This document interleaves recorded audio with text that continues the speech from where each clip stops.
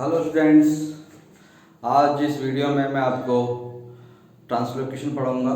Plants में जो organic substance बन रहे हैं, फूड बन रहा है, वो कैसे विभिन्न भागों में पहुंचता है, उस पर अपन चर्चा करेंगे। Translocation of organic food in plants. आपको पता है कि प्लांट्स में जो फोटोसिंथेसिस होता है और उसमें रिएक्शंस के द्वारा जो कार्बोहाइड्रेट बनता है, वो कार्बोहाइड्रेट प्लांट्स को ऊर्जा देता है और ऊर्जा के साथ साथ उसकी वेजिटेटिव ग्रोथ, उसकी रिप्रोडक्टिव ग्रोथ, सारे ग्रोथ्स में वो बहुत ही इम्पोर्टेंट रोल निभाता है। उसके साथ साथ जो प्लांट्स ऑटोट्रॉफिक हैं सारे, वो अपने को हीटोट्रॉफ्स को, एनिमल्स को खाना देते हैं। तो ये सारा प्रोडक्शन कहाँ पर हो रहा है? प्लांट्स के अंदर। तो प्लांट्स के अंदर जो खाना बन रहा है, मिनरल्स और वाटर एब्जॉर्ब करके लीव्स तक पहुँचता है, मिनरल्स और पानी, उसकी मदद से कार्बन डाइऑक्साइड वायुमंडल में उपस्थित होती है और सनलाइट से लाइट मिलती है और उस प्रक्रिया के द्वारा लीव्स में क्लोरोफिल के माध्यम से रिएक्शन होकर के कार्बोहाइड्रेट बनता है।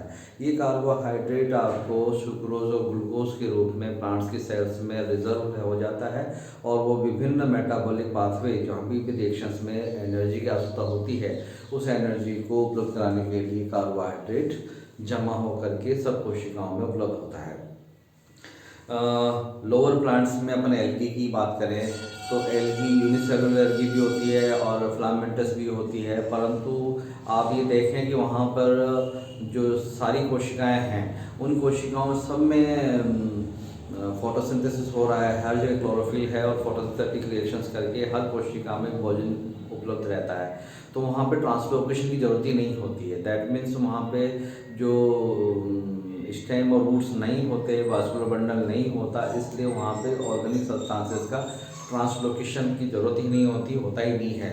तो इसलिए अपन ये कहेंगे कि लोअर प्लांट्स में इसकी आवश्यकता नहीं है, पर हायर प्लांट्स में जिसमें एंजियोस्पर्म, जिम्नोस्पर्म, टेरोफाइट्स और ये प्लांट्स जो आते हैं, ब्रायोफाइट्स के अलावा, ब्रायोफाइट्स में कुछ हद तक राइजोइड्स डेवलप हो जाते हैं, वो वाटर मिनरल्स एब्जॉर्ब करते हैं, परंतु सारा थैलस जो ग्रीन होता है, तो वहाँ पर हर कोशिका में कार्बोहाइड्रेट उपलब्ध होता है और मेटाबॉलिक पाथवे में रिएक्शंस करके और अपना खाना सब कोशिकाओं को एनर्जी के रूप में उपलब्ध कराता है। परंतु एंजियोस्पर्म प्लांट और जिम्नोस्पर्म प्लांट में क्या है कि खास बात, मशीन जो ऊर्जा का उत्पादन होता है या फैक्ट्री है, वो तो लीव्स है और लीव्स से जो भोजन बन रहा है कार्बोहाइड्रेट के रूप में, वो विभिन्न स्थानों पर पहुँचे और वो पहुँचने का क्या तरीका है, कैसे पहुँचता है, कहाँ कहाँ क्या रहता है, वो सारा डिस्कशन अपन करेंगे।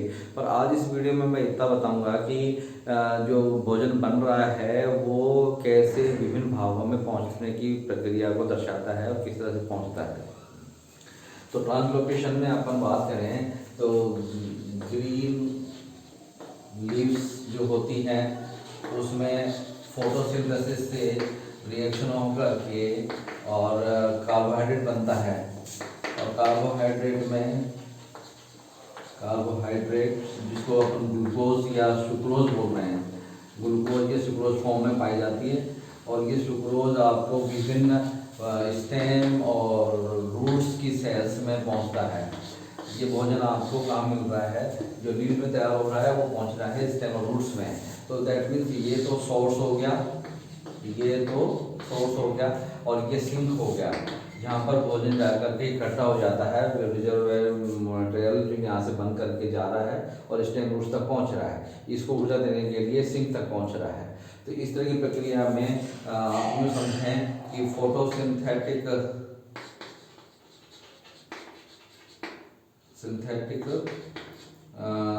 टिश्यू या जोन, वहाँ से नॉन फोटोसिंथेटिक सेल्स में, नॉन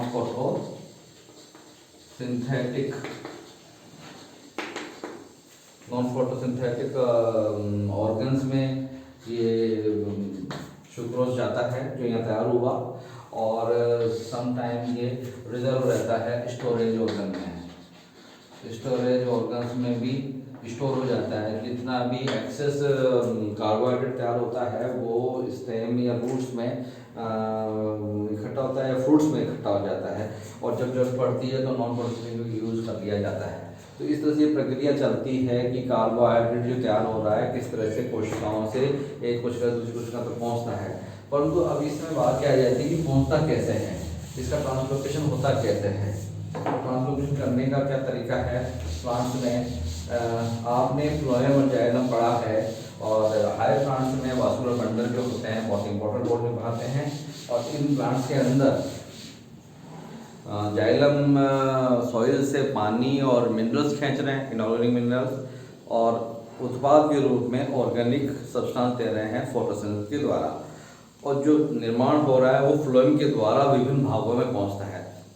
तो ये सारा एक्सपेरिमेंट अध्ययन आप लोगों ने पहले ही पढ़ा है, और मैं आज भी बताना चाहता हूँ कि जो प्लांट का मेन कॉलम तो ये है जिसमें ये जाइलम वाला हिस्सा है, स्टीलर रीजन, और इसके साइड पर जो बाहर तक का हिस्सा है दोनों तरफ फ्लोएम वाला हिस्सा है।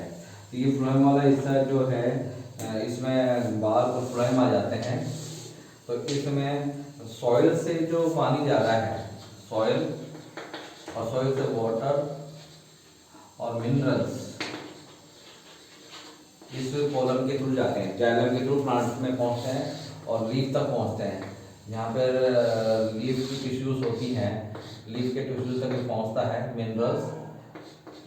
जबकि यहाँ जो खाना बन रहा है वो ये बाहर वाला इससे जो क्या कहते हैं पार्श्व में फ्लोएम होता है उसके द्वारा नीचे पहुँचता है, या विभिन्न ब्रांचों में पहुँचता है। अब यहाँ पे जो ब्रांच है यहाँ पे उसको खाना पहुँचाने के लिए और नीचे रूट तक ही खाना पहुँच रहा है। तो इस तरह से प्रोसेस चलता है कि मिनरल्स और वाटर तो पहुँचता है जाइलम के थ्रू लीव्स तक, और जो प्लांट्स में खाना बना लीव्स के अंदर वो फ्लोएम के द्वारा नीचे आता है। इसका एक्सपेरिमेंट करते हैं। तो पहले भी अपन ने चर्चा करी थी दूसरे वीडियोस में, उसमें जैसे ये प्लांट है इसका जो हिस्सा है उसमें इसको उठा दिया जाता है फ्लेम को, और फ्लेम को उठा करके और यहाँ से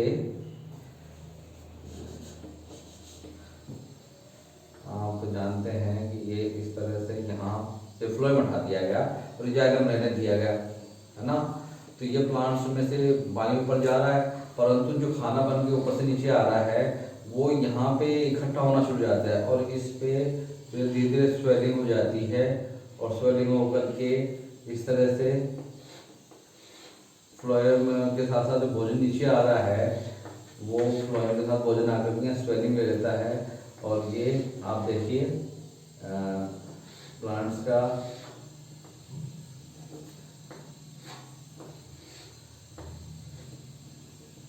ये हिस्सा अपन ने फ्लोएम का रिमूव किया था, यहाँ पर ये स्वेलिंग ले लेता है। इसका मतलब यहाँ पर जो भोजन था वो आकर के इकट्ठा होना शुरू हो जाता है और ये फूल जाता है, और नीचे यहाँ से ये इससे कनेक्शन खत्म हो गया फ्लोएम का। इसकी वजह से यहाँ फ्लोएम से नीचे कार्बोहाइड्रेट जा नहीं रहा है, और प्लांट्स जो अल्टीमेटली धीरे धीरे रूट्स मरना शुरू हो जाती है, उसको खाना नहीं मिलेगा तो मर जाएगा, और अंततः ये पूरा प्लांट ही डेड हो जाता है। तो ये एक्सपेरिमेंट साबित करते हैं कि जो सोर्स है आपका लीफ का, जहाँ पे कार्बोहाइड्रेट बन रहा है, वो विभिन्न भागों में स्टेम और लीफ जो नॉन फोटोसिंथेटिक होते हैं, खुद का भोजन खुद नहीं बना पा रहे हैं, उन कोशिकाओं में या उन ऑर्गन्स तक भोजन किस तरह से पहुँच रहा है, फ्लोएम के द्वारा पहुँच करके ये साबित कर रहा है कि यहाँ फ्लोएम के द्वारा भोजन नीचे आया, तो नीचे जाने का रास्ता नहीं मिला, फ्लोएम की कनेक्टिविटी नहीं मिली, तो वहाँ पर उन कोशिकाओं के नहीं होने की वजह से यहाँ पे स्वेलिंग आ जाती है। और इस साइड से पानी ऊपर तो जा रहा है, मिनरल्स भी ऊपर जा रहा है जाइलम के थ्रू, तो प्लांट्स में ऊपर तक पानी पहुंच रहा है, परंतु नीचे भोजन नहीं पहुंचेगा, तो ऊर्जा नहीं मिलने की वजह से अल्टीमेटली रूट की जो कोशिकाएं हैं वो सब प्रभावित होती हैं। रूट मरना शुरू हो जाएगी, तो फिर बाद में पानी का एब्जॉर्प्शन भी नहीं होता है और वो प्रभावित डालता है और प्लांट अल्टीमेटली डाई हो जाता है।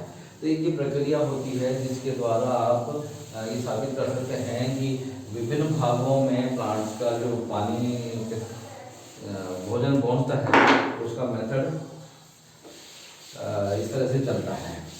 तो अपन अब इस पे ये चर्चा कर चुके हैं, और मैं कहना चाह रहा हूँ कि जो डायरेक्शंस होते हैं प्लांट्स में पानी का, एक तो अपवर्ड मोमेंट्स भी होता है, एक डाउनवर्ड्स भी होता है, और एक लेटरल व्यूज़ में भी होता है कि लेटरल में भी आपकी ब्रांचेज होती हैं प्लांट्स की, उसमें भी खाना पहुंचना होता है, और रूट में भी पहुंचना होता है, ऊपर स्टेम में भी पहुंचना होता है। स्टेम में जो लीव्स का जो मैनेजमेंट टिश्यू होता है, शूट के टिप या शूट का अपेक्स, उस पर भी भोजन पहुंचने के लिए जो नीचे से भोजन बन रहा था ऊपर लीफ में, वो साइड से नीचे फ्लोएम में टच करके फ्लोएम को साथ अपेक्स में पहुंचता है। तो इस तरह से ये सब दिशाओं में पानी ऊपर नीचे और बाई डायरेक्शनल में पहुंचता है। कई बार नीचे साथ साथ ऊपर भी जाता है। बीच में जो स्टेम की लीव्स होती हैं, ब्रांचेज होती हैं, उसमें जो खाना बन रहा है वो ऊपर भी इस वाले में भी जा रहा है और नीचे वाले हिस्से में भी जा रहा है। तो इस तरह से साइंटिस्टों ने, बॉटनिस्ट ने जो स्टडी करी, उससे ये साबित हो गया